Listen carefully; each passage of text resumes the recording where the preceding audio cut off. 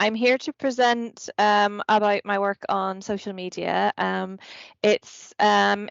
presentation is going to take two prongs really. I've been involved in running a Facebook teaching excellence project, but I'm also increasingly interested in WhatsApp and its role in our students' lives. And so I'm going to present a little bit of my early thinking around that, and would be delighted to hear from anybody who might be interested in working forward with that. This work has been presented before, so I'm keeping the bit on Facebook quite brief, deliberately, so it is available elsewhere if you want me to direct you to it. The reason that I'm calling it the Marmite effect is part of Claire asked me to present on the work on social media, and this a couple of days later, I was at a PQR meeting where someone said specifically to me, our students hate social media. Why are we including it in module material? And I think if you go away with nothing else from this presentation from me, I would really like us to stop using blanket explanations for what our OU students like.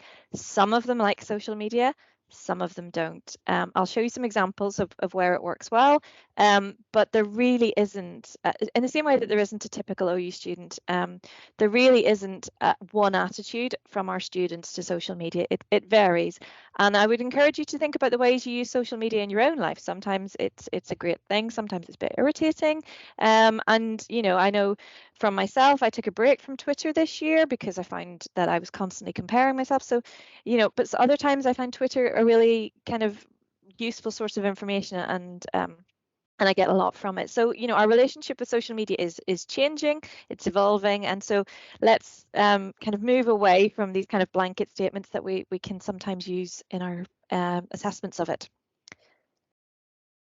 So for a long time, there's been a lot of interest in the use of social media and online learning. In definitional terms, if you go to a conference, if you read any of the papers, it's about anything that's outside of the formal university provided learning management system. So basically, Twitter, Instagram, Facebook, WhatsApp, they all have socials, they all have a student presence on them. I had a quick look last night. I'm very, very new to TikTok. I'm only on it because of my 6-year-old, if I'm honest. But there are OU students on there who are regularly posting little videos saying, here's what it's like in the life of an OU student. So students are on there, they're using them, and it's influencing their study. The background to this is, I love this quote. It's credited on the internet to Lily Tomlin. I'm not sure if that's accurate or not. It's about, I always wondered why somebody didn't do something about that, and then I realized I am somebody. When I started at the Open University, and I'm an OU graduate myself, long before there was social media, it was a very lonely experience when I did it. And I was very, very interested in it. I did K260, it's a module on death and dying, and I joined the Facebook page as a student. I was really quite shocked by what was going on in there. It was a real kind of effort by myself not to intervene too much as somebody who understands how the pedagogy was working and what the assessment might mean. But I did get concerned, particularly around EMA times, about the way that some very confident students would go on social media. This was Facebook in particular, saying this is how the essay should be done. And then others would say, oh, I didn't do that, I did something else. And there was quite a bit of discussion. And because there's no tutors on there, it would quite often cause a lot of distress, and people go off on the wrong angle. And it was something that was concerning to me. We do know that OU students use Facebook. They've been using it for many years, and actually, to be honest, when I started this, Facebook was what everybody was really worried about. I'm much more worried about WhatsApp now for reasons that I'll explain to you. But Facebook is still quite massive. There was very limited use of Facebook within faculty.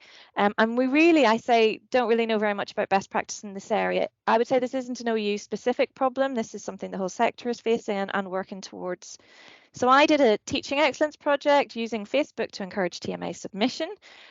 Those were the three. I'll not go through them because of time, but those were the three things that we wanted to look at. This is what I set up initially. Now, I did a Facebook page initially rather than a Facebook group for reasons of Facebook politics, frankly. And that meant it couldn't be private. In the second year that I ran it, I ran a Facebook group and made it private, and it had a much better kind of feel for me. There was a decision made, and this is one of the things that PQR mentioned. You know, how are you going to not disadvantage students who are on Facebook? You know, and so we made a very specific decision to only post stuff that was already on the module material and repost it into Facebook. And so, but what I would argue is that students are disadvantaged if they're not on social media. They miss out on things. And that's the reason why I'm really, really interested in engaging with this, because the students who are on there are engaging in a community that sometimes isn't replicated. There are negatives to that, but there are positives to that. And I think it's something we really, really do need to get into kind of thinking more about. We had about a third of the students on there. There was also an unofficial kind of Facebook page, if you like. Students really liked it. They liked it. Of course, they were the ones who were on there, and we surveyed them. We got things like it was really motivational. I was doing polls and encouraging people. Putting up questionnaires. I will point out if I put anything in Facebook, I also did it in the forum at the same time, and I'll show you how that varied. In terms of surveys, students said they were strongly motivated by the posts. They felt were informed by it. More than half thought it motivated them to submit a TMA. They enjoyed engaging with the module team, and it encouraged their confidence. 87% said they would like to see more module team Facebook page, so run by the module, and 65 rarely used the forum. So the numbers are small. We did have qualitative data to also back this up, but these tended to be students who weren't in the forum, so you were gaining access to a different audience. The most important thing for me as well, the second important point if you take away from today, is that they're not all the same. When we talk about social media and how it impacts on students, they're not all the same. Twitter is one thing, Facebook is another, WhatsApp is another. They're all impacting on students in different ways at different times. So we kind of need to get out of that mindset of calling them all the same. Twitter, I have experience of using on K219. There was a question in the earlier plenary. We taught digital literacy skills on K219. We asked students to then use Twitter to search for tweets on a particular topic, on a particular hashtag. The rationale was we need to teach our students how to assess the truth of information on Twitter, how it's used. There was no requirement to have Twitter. You can search Twitter without having a Twitter account. We had so many conversations about making the instructions so clear that students, couldn't it was really handheld. We didn't want to disadvantage anybody, but we did want to teach them. We had an assessment on it, and half the students loved it, really engaged with it, did really well, and half the students really didn't like it. Some of them did quite well, but they didn't like being having to use Twitter as a search function as part of their assessment. So that we could have probably, again, it's that Marmite factor. Some of them loved it, some of them others. I think we should still be pushing, and as a sector there is this move, because Twitter is so pervasive. It's almost if you're coming out with a degree that doesn't allow you to assess Twitter as a concept, as a source of information, as a place, whilst being mindful of the damaging impact of information on there, I think that we're not teaching our students the full range of skills that they need. So let's moving on quickly to Facebook. We've already touched upon. I want to talk now for the remaining time I have on WhatsApp. I want to say very importantly, these are not OU specific problems. I went to a conference, the Worldwide Conference on Online Learning in Dublin a couple of years ago, well, it must be more than a couple of years ago, it was pre-pandemic. And lots of people are now interested in WhatsApp and its emerging problems, really. One of the things that I think is really important is to reflect on your own experience of WhatsApp. It's not always positive. It is a bit mixed. Some groups work well, some groups don't. My own personal example is I'm part of a WhatsApp group for my child's primary school for her class. There's a little bit of RG uncomfortableness, tension sometimes. Sometimes you get that kind of so-and-so has left the group and you think, oh God, what happened there? And I've also been a part of it as I've been a counselling student this year for a college class, and I've been part of it there. And there it was really supportive and it didn't have that kind of tension. What I would say is, and this is an important thing that I think we need to consider as an institution, is we do have a duty of care. And what I constantly remind students is if they're sharing their mobile phone number in a forum, which some of them do, great, thank you. You know, you are possibly sharing your mobile phone number with 1,000 other people that you've never met, and there are risks to that. And we have a duty of care over our students to remind them of that. And also, I would argue, to not allow the WhatsApp groups to be promoted in the forums for that reason.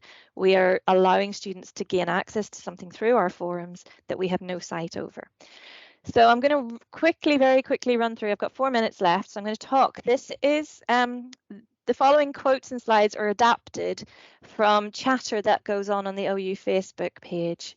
I've adapted them and anonymized them so nobody will be identifiable, but this is not research. This is me building up to what are the problems that I might want to look at with WhatsApp. This is a real picture from somebody who had joined a module chat, and you can see there that they had 2,742 notifications, and that's the most common thing. If you have a large module and you have a large module chat, you're going to get hundreds of notifications a day. Students are then saying the module Facebook groups are still helpful. So it's that distinction, which is we thinking about. What is their purpose is the most important thing. This is the student complaining about there's more talk in the WhatsApp group for the module about cocktails and breakfast than the module. This is another one again, it's the distinction. Different groups will work differently. This is somebody saying that their wife had really good luck on the WhatsApp group and they worked hard and helped each other out. Others were mostly talked about people getting drunk and things unrelated to the module. This is a Facebook post from a couple of years ago. That the reason I've put it there is because there's constant chatter about is WhatsApp useful, and I feel like as an institution it's time for us now to provide information, thank you, on whether or not it is and when it might be useful and when it might not be useful. There is great fear of missing out.